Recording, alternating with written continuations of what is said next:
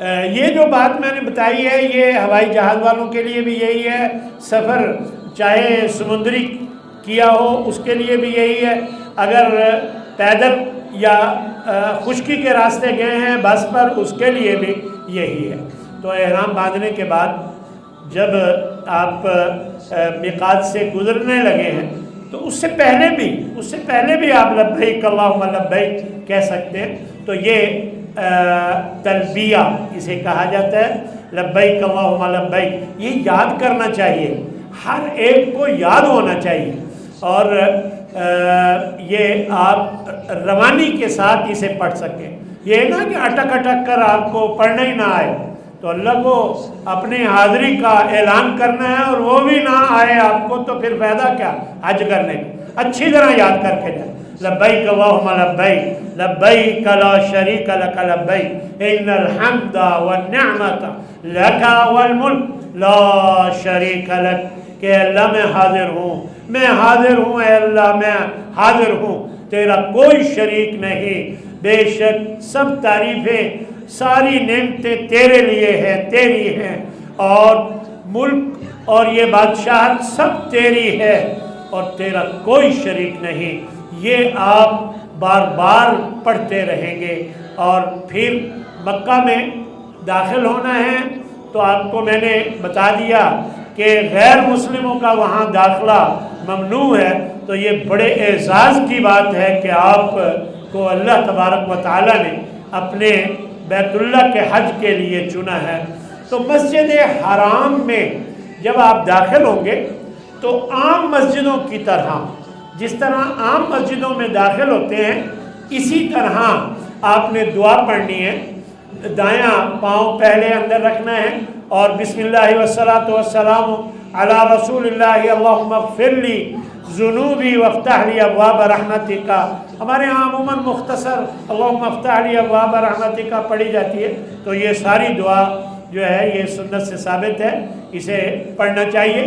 تو وہاں پر بھی یہی آپ پڑھیں گے، اور بعض لوگوں نے کوئی خاص دعائیں بتائی ہیں کہ خانہ کعبہ کو پہلی نظر دیکھیں تو یہ دعا پڑھیں، تو میں سمجھتا ہوں کہ شرعی طور پر کوئی ضروری نہیں ہے، لیکن اگر کوئی خانہ کعبہ کو اللہ کا گھر ہے، کوئی معمولی چیز نہیں ہے، اگر آپ دیکھتے ہی کوئی دعا پڑھیں تو آپ کو اجازت ہے، لیکن یہ نہ سمجھیں کہ یہ شرعی لحاظ سے ضروری ہے۔ دعا کوئی بھی آپ پڑھ سکتے ہیں اس وقت، اور تلبیہ کہتے ہوئے جب آپ اندر داخل ہوں گے، جیسے ہی آپ بیت اللہ کے پاس پہنچیں گے آپ نے تلبیہ بند کر دینا ہے۔ تلبیہ کیا ہے؟ لبیک اللہم لبیک، یہ کہنا آپ نے اب بند کر دینا ہے۔ اب آپ نے عمرہ شروع کرنا ہے، یعنی وہ طواف کرنا ہے۔ اب اس سے پہلے ذرا آپ بیت اللہ کا تعارف دیکھیں۔ یہ جو جگہ آپ کے سامنے ہے اسے حتیم کہا جاتا ہے۔ یہ جو حتیم یہ گول سی جگہ جس پر گول دائرہ ڈالا ہوا ہے، یہ بھی خانہ کعبہ کا حصہ ہے۔ کسی دور میں سیلاب آیا تھا، یہ عمارت گر گئی تھی، حلال کے پیسے اتنے نہیں تھے کہ پوری جگہ پر عمارت کھڑی کی جا سکے، پھر جتنے تھے اتنی عمارت بنا کر یہ اللہ کا گھر بنا دیا گیا۔ تو اس لیے اب یہ عمارت جو ہے یہ وہ اس کا حصہ ہے خانہ کعبہ کا، جو اس کے اندر کبھی نماز پڑھنے کا اگر موقع مل جائے تو وہ سمجھے کہ خانہ کعبہ کے اندر وہ نماز پڑھ رہا ہے، لہذا یہ خانہ کعبہ کا حصہ ہے۔ اچھا، اب آپ دیکھیں دو کونوں پر آپ کے سامنے نشان لگے ہوئے ہیں، ایک حجر اسود کا اور ایک رکن یمانی کا۔ رکن یمانی یہ یمن کی طرف والا کونا ہے، تو اس کونے پر غلاف کعبہ کو تھوڑا سا ہٹایا گیا ہے۔ اس کی وجہ یہ ہے کہ ہر چکر میں اس کو ہاتھ لگانا سنت ہے، صرف ہاتھ لگانا، اور وہ بھی اگر ممکن ہے، اسے استلام کہتے ہیں۔ اور یہ ہاتھ لگانے کا عمل چومنے کا نہیں ہے، صرف ہاتھ لگانے کا عمل، اور بس، اور اگر ممکن ہو تو۔ اور دوسرا آگے حجر اسود ہے، یہ وہ جگہ ہے جہاں سے ہم نے طواف شروع کرنا ہے، یہاں بوسہ دینا ہے اگر ممکن ہو، اور اگر ممکن ہو ہاتھ لگانا ہے، پھر ہاتھ کو چومنا ہے، اور اگر یہ بھی ممکن نہیں تو پھر دور سے دائیں ہاتھ سے اشارہ کرنا ہے، اللہ اکبر بسم اللہ اللہ اکبر کہتے ہوئے اشارہ کرنا ہے، اور پھر اشارہ کرنا ہے تو چومنا نہیں ہے۔ یعنی چومنا اس وقت ہے جب آپ نے ہاتھ لگایا حجر اسود، تو یہ حجر اسود ہے۔ اور اسی طرح یہ خانہ کعبہ کا یہ دروازہ ہے جو پیلی جگہ آپ کو نظر آ رہی ہے، یہ خانہ کعبہ کا دروازہ ہے۔ اب آپ نے طواف شروع کرنا ہے۔ سب سے پہلا کام آپ نے اضطباع، یہ جو دایاں کندھا ہے اس کو ننگا کرنا کہا جاتا ہے۔ اور یاد رکھیں یہ اضطباع صرف پہلے طواف جس کا نام طواف قدوم ہے، صرف پہلے طواف میں کندھا ننگا کیا جاتا ہے 7 چکروں میں۔ اس طواف میں 2 کام زائد ہیں، اس طواف میں 2 کام۔ کون سے طواف میں؟ جو سب سے پہلے طواف کرنا ہے جا کر، اس میں ایک کندھا ننگا کرنے کا عمل، اور دوسرا یہ 7 چکروں میں، اور دوسرا پہلے 3 چکروں میں پہلوانوں کی طرح اکڑتے ہوئے ذرا چلنا ہے، تیز قدم، چھوٹے چھوٹے قدم۔ اور یہ عموماً رش میں مشکل ہوتا ہے، یہ عموماً نہیں ہو سکتا، لیکن جہاں تک ممکن ہو آپ نے اس انداز کو اپنانا ہے، بس جہاں تک ممکن ہے۔ اور یہ 3 چکروں میں ہوتا ہے، اور رمل اسے کہتے ہیں، اسے رمل کہتے ہیں، پہلوانوں کی طرح ذرا چھوٹے چھوٹے قدم سے تھوڑا سا اکڑتے ہوئے تھے۔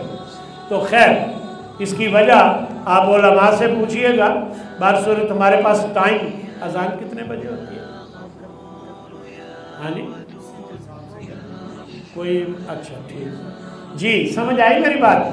تو اضطباع، اس کندھے کو ننگا کرنا، درمیان سے چادر نکال کر بائیں کندھے پر ڈال دیتے ہیں۔ اچھا، یہ عمل بعض لوگوں کو پتہ نہیں ہوتا، جب احرام باندھتے ہیں اسی وقت سے کندھا ننگا کر لیتے ہیں، اور پھر جب بھی پھرتے ہیں ہر وقت ہی کندھا ننگا رکھتے ہیں۔ ایسا نہیں ہے، یہ کندھا ننگے رکھنے کا عمل صرف طواف قدوم، پہلے طواف کے 7 چکروں میں ہے، نہ پہلے ہے نہ بعد میں ہے۔ اچھا، اور بھی جتنے طواف آپ نے کرنے ہیں ان میں بھی نہیں ہے، کسی اور طواف میں بھی کندھا ننگا کرنے کی ضرورت نہیں۔ تو خیر یہ کندھا ننگا کر کے آپ نے حجر اسود کے برابر پہنچنا ہے، حجر اسود کے برابر پہنچنا ہے، کیونکہ حجر اسود ہی سے احرام آپ کا طواف شروع ہوگا، آپ کا طواف حجر اسود سے شروع ہوگا، حجر اسود پہ ختم ہوگا۔ شروع کرتے ہوئے بوسہ دیں، ٹھیک ہے، اگر نہیں دے سکتے ہاتھ لگائیں اور ہاتھ کو چوم لیں، لاٹھی ہے لاٹھی لگائیں، لاٹھی کو چوم لیں۔ یہ نبی صلی اللہ علیہ وسلم، اس وقت رش نہیں ہوتا تھا، لاٹھی سے بھی کام چل جاتا تھا۔ اب تو ایسا لاٹھی سنبھالیں گے یا طواف کریں گے، اب وہ مشکل ہے، لیکن بہرصورت ہاتھ لگا کر چومنا، یہ اگر یہ بھی ممکن نہیں ہے پھر اشارہ کرنا ہے۔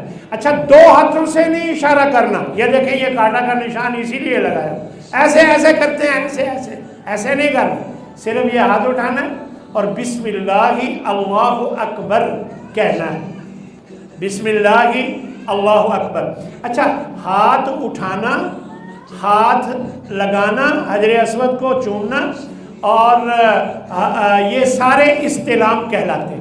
اب استلام کی جو شکل آپ کے لیے آسان ہو وہ اپنائیں، اور زبان سے بسم اللہ اللہ اکبر، یہ بسم اللہ کے لفظ صرف پہلے طواف کے پہلے چکر کو شروع کرتے ہوئے، ہر طواف میں پہلے چکر کو شروع کرتے ہوئے بسم اللہ اللہ اکبر کہنا ہے۔ آگے پیچھے آپ نے ہر چکر پر سامنے پہنچنا ہے۔